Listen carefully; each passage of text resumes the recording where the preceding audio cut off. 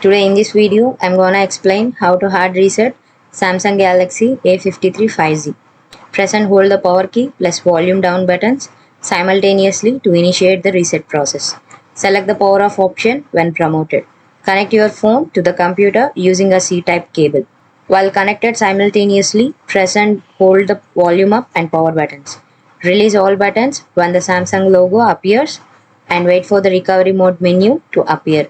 Navigate through the menu using the volume keys and select wipe data and factory reset.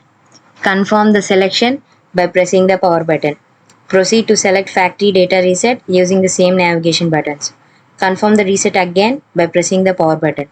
Once the reset process is complete, select Reboot System Now using the power button. Note that all files will be removed during this operation. After the reset is finished, your phone will be restored to its original factory settings. Follow on-screen instructions to complete the setup process for your device. If this video helped you out, please leave a like and comment down below. If this worked for you, thanks for watching.